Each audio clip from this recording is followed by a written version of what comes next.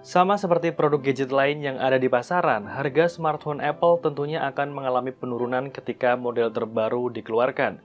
Yang membuat iPhone berbeda adalah penurunan harga yang cukup stabil dan tidak terlalu parah. Setelah perilisan iPhone 13 beberapa bulan lalu, harga iPhone XR pun mengalami penurunan yang cukup drastis, karena memang iPhone XR sudah ketinggalan 3 generasi.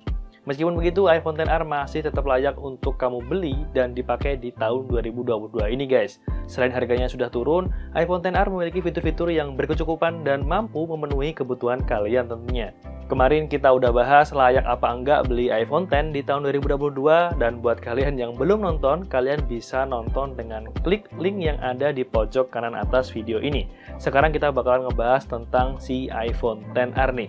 Kebetulan banget kemarin banyak yang debatin antara iPhone X dengan iPhone XR, mending mana kalau misal beli di tahun ini.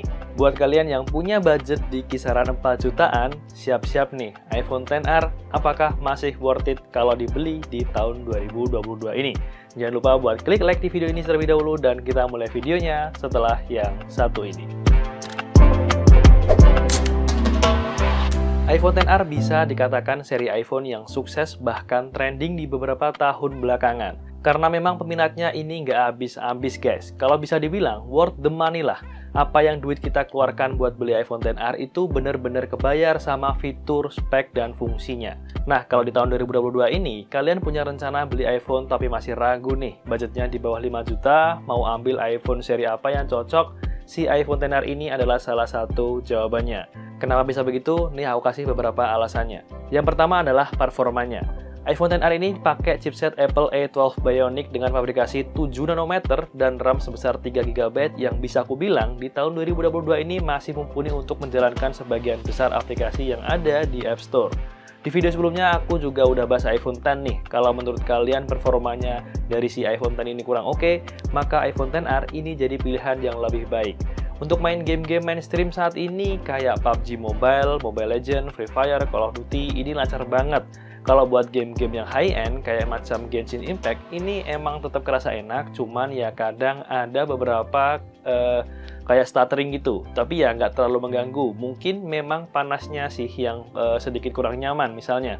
Tapi bagusnya ini nggak sepanas kayak kemarin pas aku tes menggunakan iPhone X guys. Dan menurut aku di tahun 2022 ini iPhone XR ini performanya ini sangat-sangat masih oke dan gak ketinggalan zaman untuk performanya dibandingkan dengan smartphone-smartphone lain yang sekarang ini sudah baru. Yang menarik dari iPhone XR ini dan yang bikin dia diminatin oleh banyak orang, salah satunya adalah tentang daya tahan baterainya.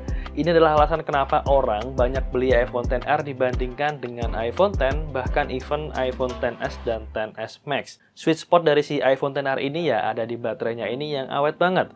Hal ini karena mungkin kerapatan pixel layar dari si iPhone XR ini tidak serapat si iPhone X dan juga XS. Resolusinya juga lebih rendah, makanya baterainya ini bisa lebih awet.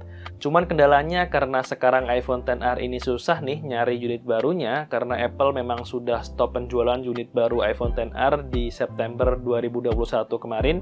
Jadinya ya opsinya hanya second hand atau unit bekasnya aja. Jadi pastikan kalau kalian beli unit secondnya atau bekasnya, pilihlah secara langsung atau secara offline. Cek sendiri di store-nya biar bisa tahu baterai health-nya berapa, kemudian dites aja penurunan persentase dari baterainya itu cepat atau enggak. Itu sih yang jadi catatan untuk beli iPhone XR di tahun ini. Nah, misal kalian yang nonton video ini dan sekarang lagi pakai iPhone XR, berapa sih screen on time atau SOT terlama kalian yang pernah kalian capai? Yuk, kalian tuliskan komentar di bawah video ini. Kemudian alasan yang ketiga adalah mengenai harganya. Sudah dipastikan iPhone XR di tahun 2022 ini akan dihargai di range harga kisaran 3,5 sampai 4 jutaan. Bakalan keren itu nih di tahun ini. Kalau di awal tahun ini atau di bulan ini yang saat ini video rilis memang masih terlihat di atas 4,5 juta. Tapi nanti setelah berjalannya waktu itu bisa turun di 4 juta bahkan bisa di bawah 4 juta.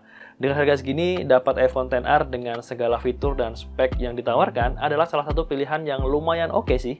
Mengingat peminat iPhone XR ini menurut aku masih lumayan banyak, meski beberapa udah berpindah ke iPhone 11 yang memiliki fitur atau keunggulan yang lebih baik seperti kamera ultrawide atau even iPhone 12 yang menawarkan fitur 5G-nya.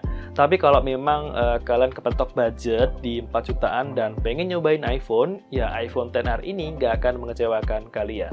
Alasan yang keempat adalah mengenai layarnya. Layar mungkin bukan merupakan hal yang unggul di iPhone XR, tapi dimensi layar 6,1 inch merupakan dimensi yang sangat oke untuk kebanyakan orang.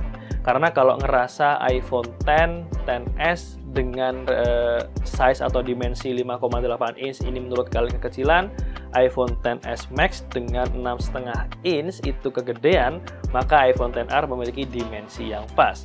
Untuk penggunaan normal oke, penggunaan gaming juga tetap oke. Mungkin ya nggak kurang sipnya nih ya di panelnya aja yang masih pakai LCD dan kerapatannya itu nggak serapet saudara-saudaranya seperti iPhone XS dan iPhone X.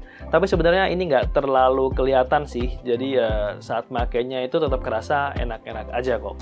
Nah, aku juga mau ngasih tahu juga tentang kekurangan dari si iPhone XR ini menurut aku di tahun 2022 ini sebagai deal breaker buat teman-teman yang mungkin agak kerasa kurang pas gitu kalau beli iPhone XR kalau misalnya mempertimbangkan beberapa hal berikut. Itu ya adalah tentang absennya si ultra wide camera.